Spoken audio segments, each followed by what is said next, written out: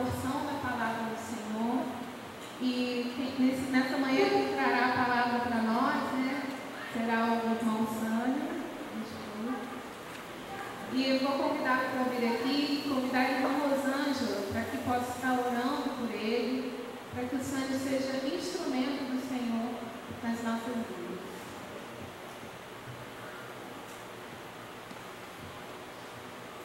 Amado Deus, muito obrigada, Senhor, porque já tivemos o estudo da Tua Palavra e agora estaremos, Senhor, ouvindo a Tua mensagem, Senhor meu Deus. Que o Senhor possa estar abençoando a vida do irmão Sandro, que estará aqui, Senhor meu Deus, falando aquilo que o Senhor tem para falar aos nossos corações, que nós possamos sair daqui com essa palavra, meu Pai, diferente do que entramos, que o Senhor possa colocar dentro dos seus corações coisas para edificar a nossa vida e para abençoar a vida também de outras pessoas, meu Pai.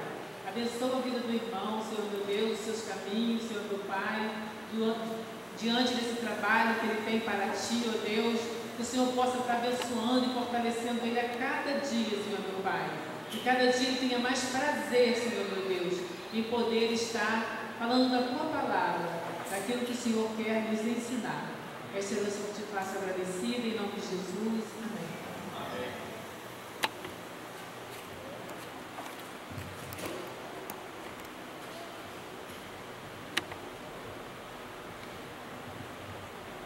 Bom dia, irmãos, irmãs, crianças, todos nossos amigos e amigas visitantes.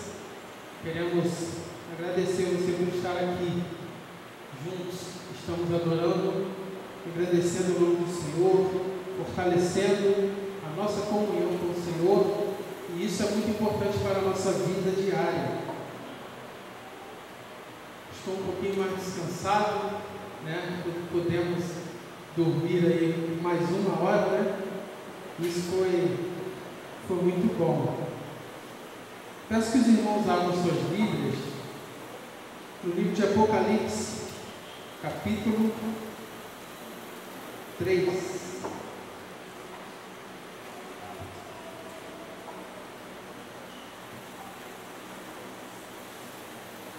Abra sua Bíblia, Apocalipse, capítulo 3.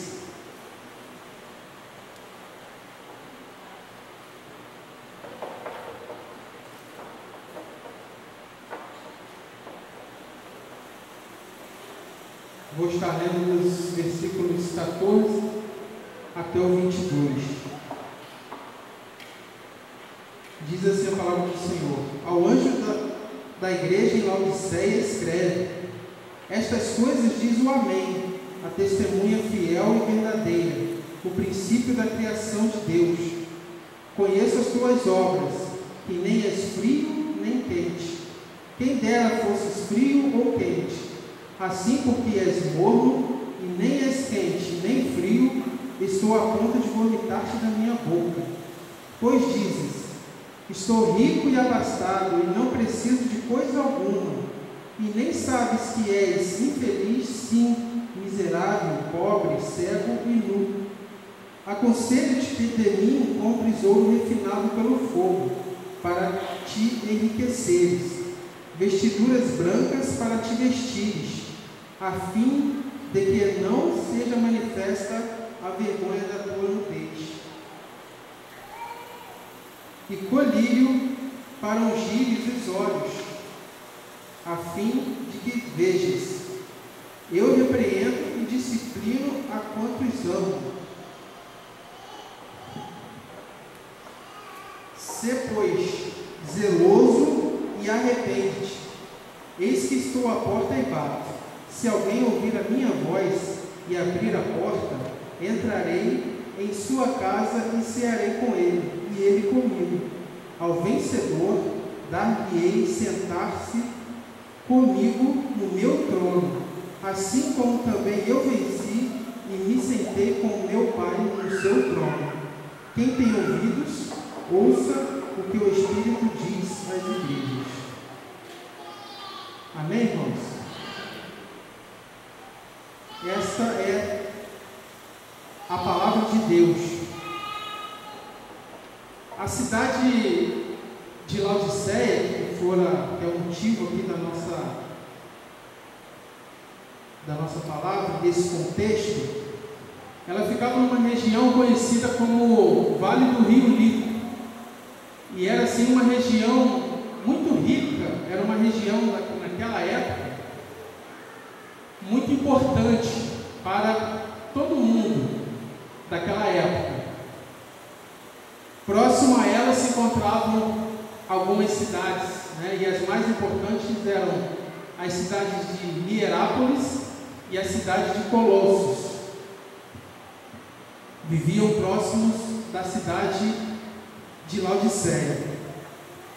Ela destacava-se pela sua imponência econômica, pela sua imponência cultural, pela sua imponência comercial, pois era dotada de muitos bens. As pessoas que viviam nessa cidade viviam muito bem, viviam com muitas posses, viviam materialmente falando sem falta de nada. E é interessante que ela era uma cidade tão rica ao ponto de delas desprezar a ajuda do Império Romano quando ela foi acometida por um grande terremoto, o qual destruiu toda aquela cidade. Só que o Império Romano até desejou ajudá-la, mas essa cidade disse: não preciso de ajuda. E então eles mesmos, com seus próprios recursos, reergueram então aquela cidade novamente. Então nós podemos começar a entender como aquela cidade era uma cidade rica, era uma cidade independente, era uma cidade que não necessitava da ajuda de outras pessoas, de outras cidades, de outros governos. E nós sabemos também que a igreja de Laodiceia, ela faz parte de um conjunto de 7 igrejas que se encontravam na Ásia, a qual Deus então instrui, revela a Jesus, que manda um anjo até João escrever a essas igrejas. E essas 7 igrejas da Ásia, a qual Laodiceia faz parte, elas representam os 7 períodos da igreja, desde a igreja primitiva até a igreja dos últimos tempos. E Laodiceia se encontra justamente na igreja, representando a igreja dos últimos tempos, ou seja, a nossa igreja, a igreja dos tempos de hoje. Não falo somente de igreja batista, falo a igreja de um modo geral, as igrejas cristãs. Por isso, a relevância também nessa oportunidade em falar de uma igreja que representa o nosso tempo, que é a igreja de Laodiceia. Versículo 14 aqui, Jesus ele está se apresentando como o Amém. A gente pode ler novamente aqui, versículo 14: ao anjo da igreja em Laodiceia escreve: estas coisas diz o Amém, a testemunha fiel e verdadeira, o princípio da criação de Deus. Então Deus está dizendo que o que Ele irá falar a respeito daquela igreja é toda e suficiente verdade que eles precisavam ouvir. Era importante eles ouvirem. Eles não estavam ouvindo uma opinião de um político, de um governo qualquer, de uma pessoa qualquer, mas eles estavam ali ouvindo o relatório, ouvindo as ordenanças de um Deus que é verdadeiro. Toda a palavra de Deus é verdade. palavra de Deus, nada do que está escrito nesta palavra deixou de ser cumprido. E tudo que está aqui nesta palavra, que está dito que será cumprido, podemos ter a certeza de que o Senhor irá cumprir na vida da igreja. Obrigado. E podemos perceber que a suntuosidade desta cidade, ela não tinha nada a ver com aquilo que Deus desejava da vida de uma cidade, ou especificamente aqui, porque Deus não está escrevendo aqui para a cidade, mas Deus está escrevendo para a igreja. Deus aqui está esclarecendo, está descrevendo a situação que aquela igreja vivia, os dias que aquela igreja estava passando e como eles estavam vivendo e qual era a sua situação. E um dos pontos importantes em que nós podemos aprender e retirar desse texto é que não importa muito aquilo que eu acho de mim mesmo.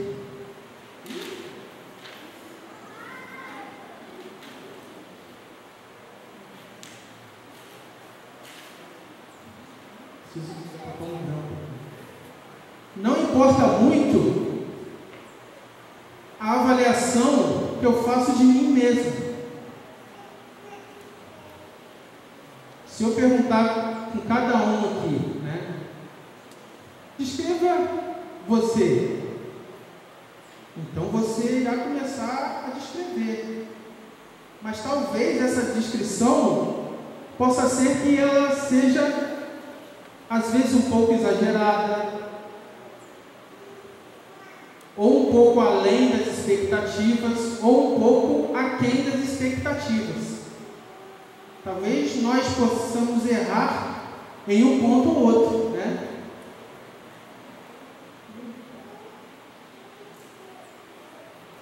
Às vezes você vai errar num ponto ou outro, às vezes você não é tão inteligente, mas você vai falar, eu me acho uma pessoa inteligente.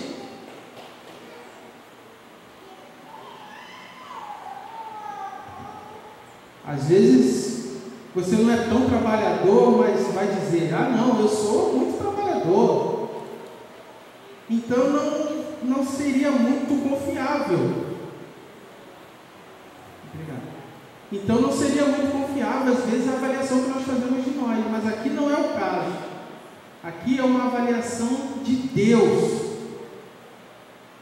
Aqui é a avaliação da testemunha fiel. Aqui é a avaliação do amém.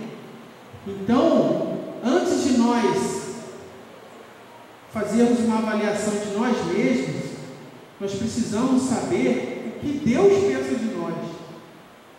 Porque às vezes nós podemos achar que estamos bem, estamos com a nossa vida legal, estamos alegrando o coração de Deus, mas na verdade, às vezes Deus pode ter um outro ponto de vista com relação à nossa vida.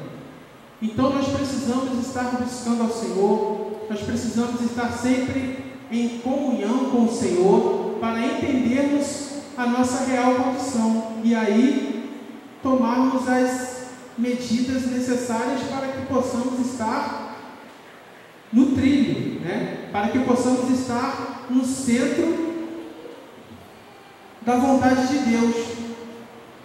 Porque no versículo 17,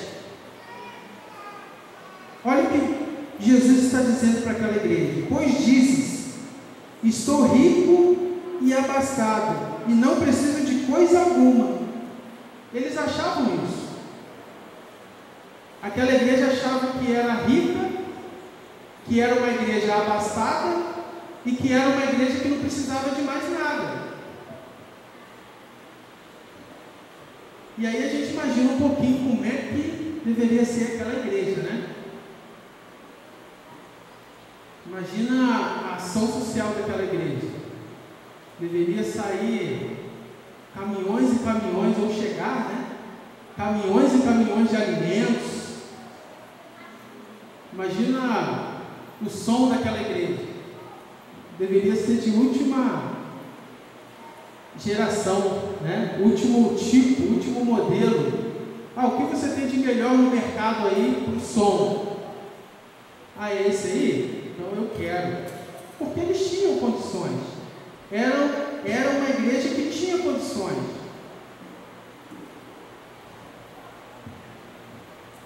Mas Jesus surpreende aquela igreja e diz que eles eram mornos. Eles não eram nem quentes e não eram nem frios. E qual é o problema disso? E uma maneira da gente entender é que, numa situação, né, do dia a dia, se você sente frio, o que você vai fazer? Você vai procurar pegar uma blusa para se aquecer, alguma coisa para se aquecer. Você vai sair daquele local frio para você chegar até o local que seja uma temperatura agradável para você. E se você está sentindo muito calor, você vai procurar um ambiente com menos calor, né? Ou você vai procurar piscina, ou você vai procurar um ar-condicionado, um ventilador, para você se refrescar. Agora, se alguém pergunta para você, como está aí? Aí você fala, não, aqui está mais ou menos. Então você não vai nem para um lado nem para o outro, você não vai tomar nenhuma atitude, porque aquela situação para você ali está boa. Você não vai tomar nenhuma atitude em relação à situação se você acha que aquela situação está mais ou menos. E essa era a condição daquela igreja.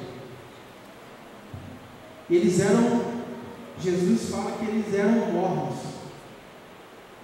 Eles eram mornos, então eles eram acomodados. Eles, diante da situação que eles viviam, eles não viam necessidade alguma de fazer nada. Porque aquela maneira com que eles estavam vivendo estava alegrando a eles mesmos. Esse é o problema dessa igreja, de ser uma igreja morna. E Jesus perfeitamente está fazendo também uma comparação com a situação daquela região, porque na cidade de Laodiceia não tinha água própria, né? A cidade não tinha água própria. Então eles pegavam águas das cidades vizinhas. E na cidade de Colossos, que era vizinha a ela, era uma cidade rica e abundante em águas frias e cristalinas. Então era muito boa para o consumo, era muito própria para o consumo e para as diversas atividades do dia a dia lá das pessoas, né? A cidade de Colossos. Então Laodiceia trazia essas águas através de tubos d'água, de aquedutos, trazia essas águas frias até a cidade de Laodiceia. E Herápolis também, que era a cidade próxima, já era ao contrário, ela já era famosa por ter abundante águas quentes, águas termais. Então Laodiceia também, lá tem águas quentes, aqui a gente não tem, então vamos trazer. Só que essas águas, no percurso do caminho, até chegarem a Laodiceia, essas águas ficavam mornas. E quando chegava em Laodiceia, elas não eram próprias para o consumo. Eles tinham que preparar essa água para o consumo. Ou seja, ela não servia para satisfazer a necessidade daquelas pessoas. E Jesus fala então: vocês são mornos. Quem dera vocês fossem frios, porque se vocês fossem frios, vocês iriam ter a atitude de procurar um lugar propício para vocês ficarem. Se vocês forem quentes, vocês iriam ter a atitude então de procurar um lugar mais fresco, um lugar mais agradável para vocês. Mas vocês são mornos. A vida de vocês é uma vida que não reage à situação que vocês estão vivendo. E isso é muito perigoso.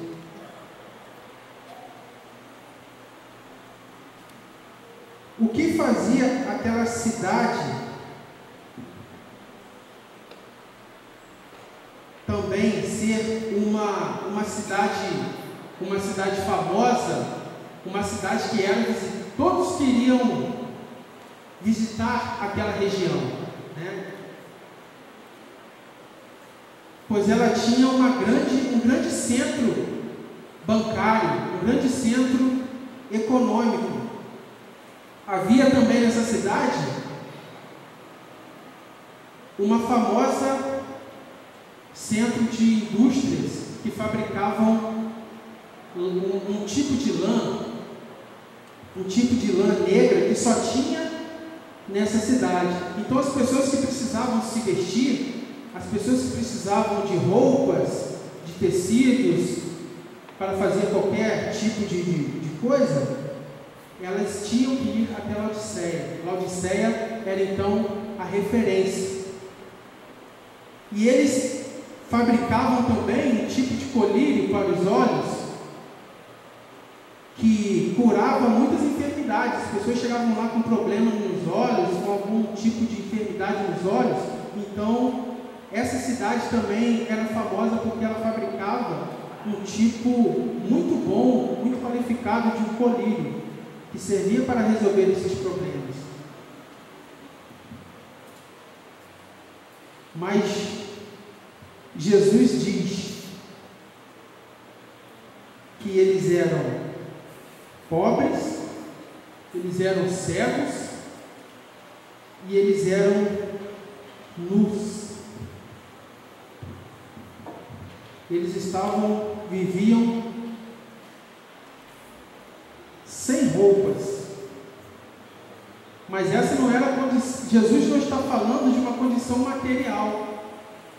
Jesus está falando da condição espiritual que aquele povo vivia. Por que eles eram pobres? Se eles viviam de uma maneira tão farta, se eles viviam de uma maneira que não precisavam de nada, por que eles eram tão pobres? Eles eram pobres porque eles tinham perdido a fé em Deus. Eles eram pobres porque eles tinham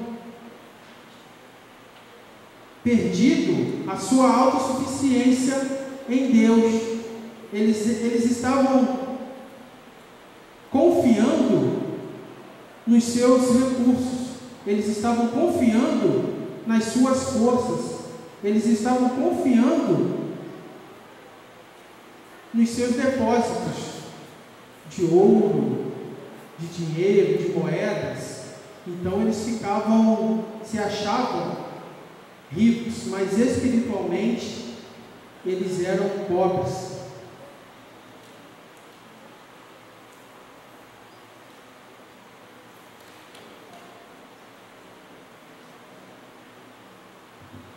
Mas que pobreza era essa? 1 Pedro, capítulo 1, versículo 7, peço que os irmãos possam estar acompanhando. 1 Pedro, capítulo 1, versículo 7. A Bíblia diz assim: para que uma vez confirmado o valor da vossa fé, muito mais preciosa do que o ouro perecível, mesmo apurado por fogo, redunde em louvor, glória e honra na revelação de Jesus Cristo.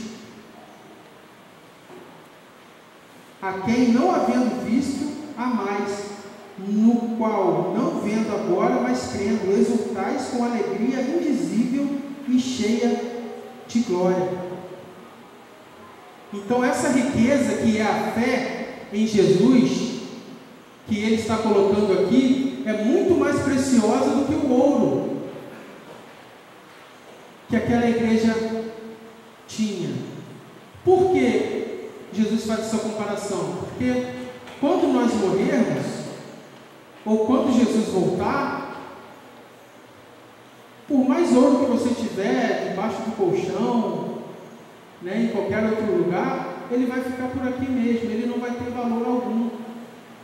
E esse ouro não pode comprar a nossa salvação. Esse ouro não pode curar a enfermidade da alma. E essa igreja então vivia de uma maneira que ela não dava valor àquilo que realmente era para dar valor. Ela confiava nos seus ouros. Ela achava: eu estou rico. Mas Jesus fala: esse ouro que você tem colocado sua confiança não vale de nada.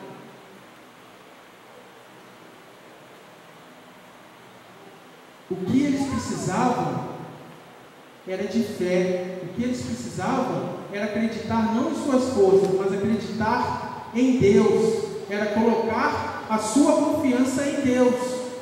Assim eles estariam alegrando o coração de Deus com suas atitudes.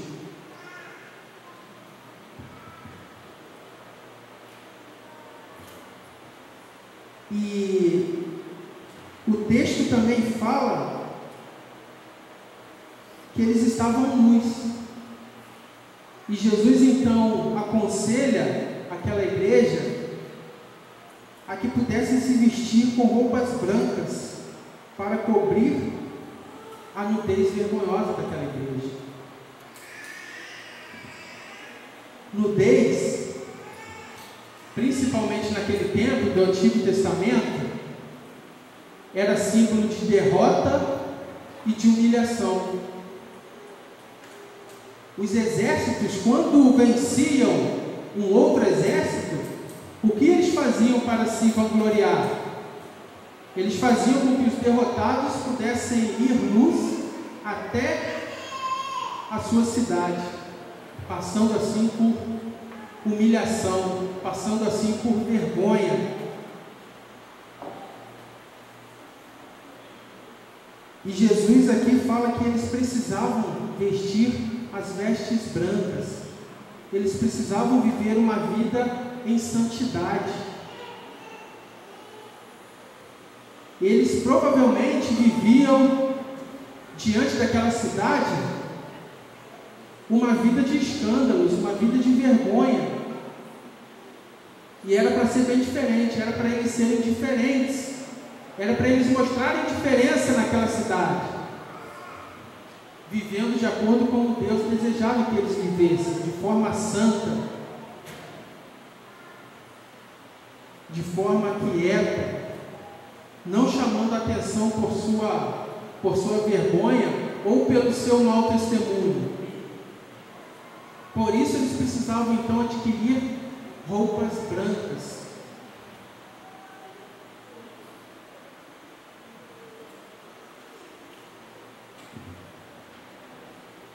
E aquela igreja se encontrava também diante de Jesus cega, pobre, nua e cega.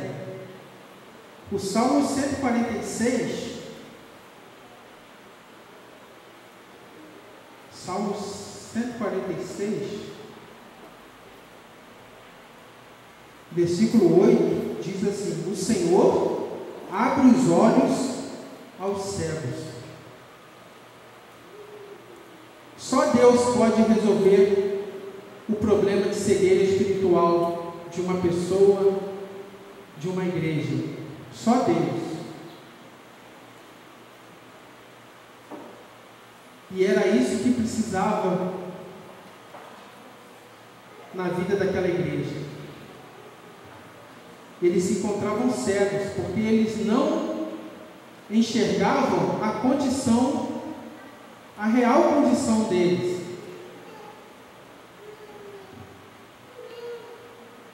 E eles precisavam novamente crer que somente o Senhor abre os olhos aos cegos. Eles precisavam recorrer ao Senhor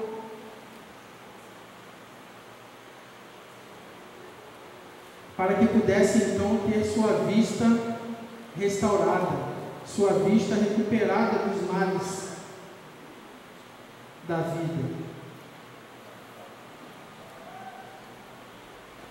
Quem viu aquela entrevista, passou acho que domingo passado no Fantástico, do Edson Celulari? Quem viu, levanta a mão. Eu também vi. Né? E eu achei interessante, irmãos, que ele se encontrava numa situação delicada, né? Era um tipo de uma enfermidade delicada. Mas interessante que quando ele chegou para o médico dizendo o que ele estava sentindo, como estava a situação dele, o médico dele, segundo ele, né, o médico disse: não, isso aí não, eu acho que é normal, eu acho que essa situação que você está é normal. Bote aí umas toalhas, né, uma compressa no seu pescoço aí, por causa dessas manchas, por causa desse caroço, que já vai se resolver. Mas a real situação dele não era aquela. Tanto que ele fez aquele procedimento, mas não se resolveu. Então, o médico dizendo para ele: não, isso aí eu acho que é normal. Mas a real condição dele era muito mais grave do que aquele médico dizia, né? E estou falando isso justamente por esse contexto aqui, da gravidade daquilo que nós achamos que somos, do que a realidade em que nós nos encontramos. O que precisamos fazer? Precisamos clamar ao Senhor, precisamos buscá-lo, precisamos reconhecer claramente a nossa condição diante do Senhor. Se estamos bem diante do Senhor, estamos bem na fita, né? Como posso usar aqui esse termo, que continuemos firmes, que continuemos velozes naquilo que o Senhor deseja de nós. Mas, porém, se precisamos de correções, se precisamos de repreensões, que possamos ouvir com humildade no nosso coração e não fazer como esta igreja fez, que era ser indiferente à sua realidade.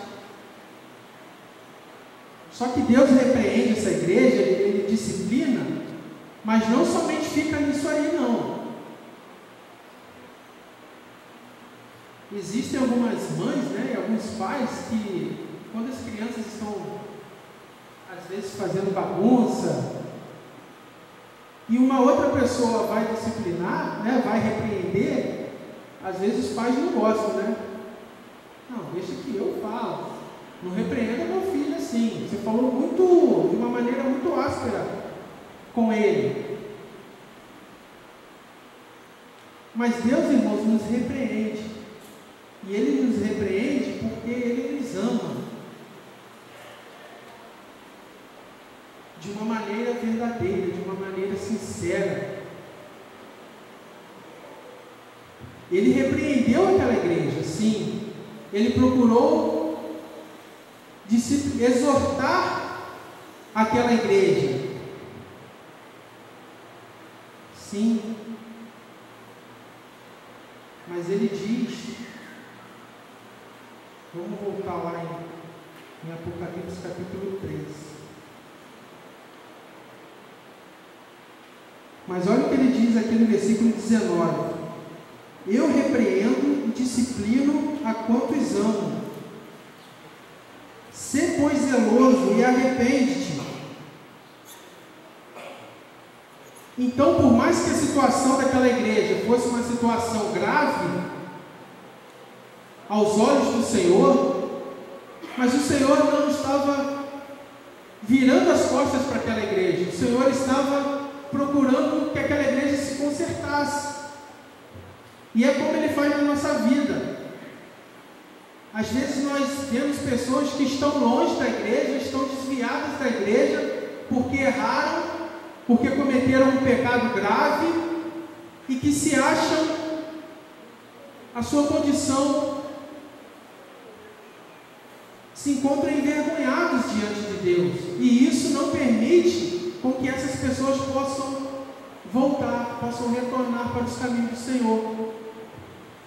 E nós precisamos dizer para essas pessoas que, por mais que a condição dessas pessoas seja realmente uma condição desagradável, uma condição triste aos olhos de Deus, que Deus sempre dará uma segunda chance para essa pessoa. Deus nos ama, mas Ele não nos ama somente quando a gente agrada o coração dEle. Ele nos ama mesmo quando nós entristecemos o coração dEle. Mas a atitude é que é diferente, porque quando nós entristecemos o coração dEle, Ele continua nos amando, e por isso Ele procura nos disciplinar, por isso Ele procura nos exortar, por isso, com isso Ele procura nos falar ao coração, através do seu Espírito Santo. E Ele fala então: eu repreendo e disciplino a quantos amo. Sê, pois, zeloso e arrepende-te. Só se arrepende quem tem humildade. Quem não tem humildade não se arrepende. E ele desejava ver naquela igreja uma atitude de humildade, de reconhecer que pelo caminho que eles estavam indo, eles iriam morrer. Mas Deus queria mostrar para eles que eles tinham chance ainda de serem totalmente alegres, felizes aos olhos de Deus. Deus sempre nos dá uma oportunidade para nós vivermos a nossa vida e para nós trilharmos o caminho que Ele necessita.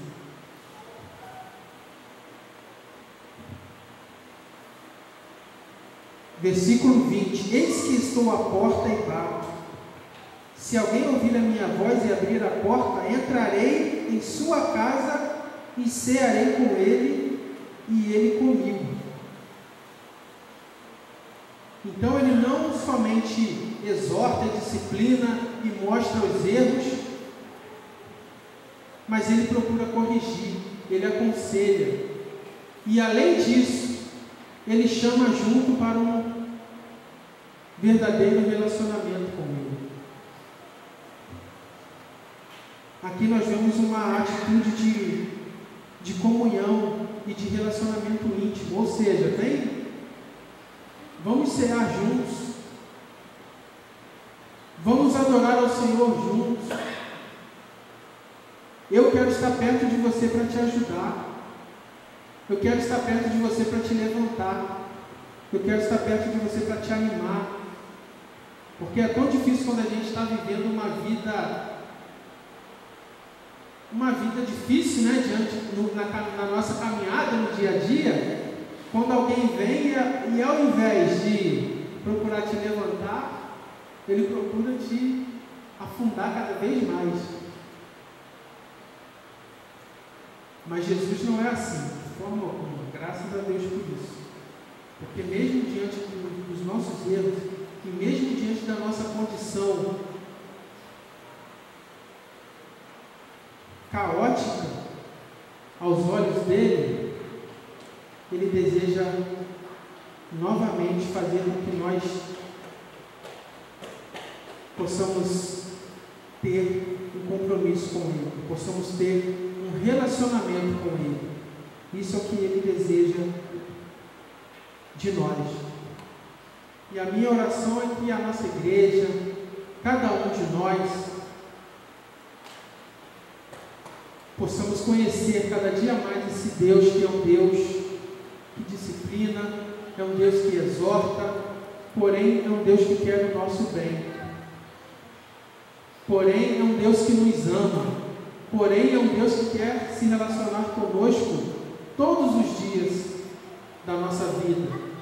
Então, se temos um problema, se estamos passando por alguma crise que a igreja não sabe, o pastor não sabe, o meu irmão não sabe, mas você sabe o que está passando.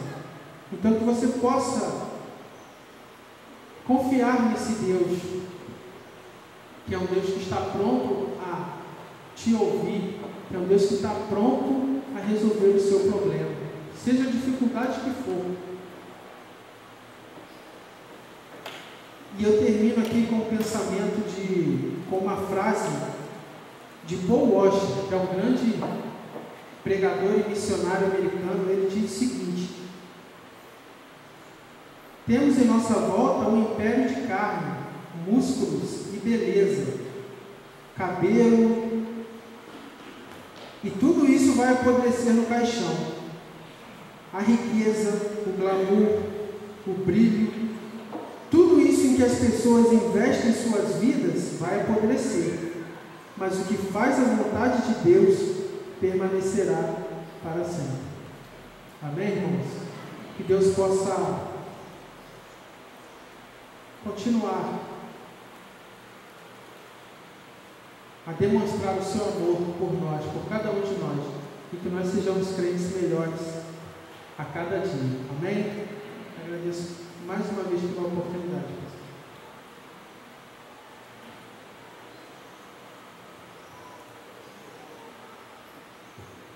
O Ministério de Louvor vai estar entoando uma última canção. Enquanto isso, eu passo a palavra para o pastor.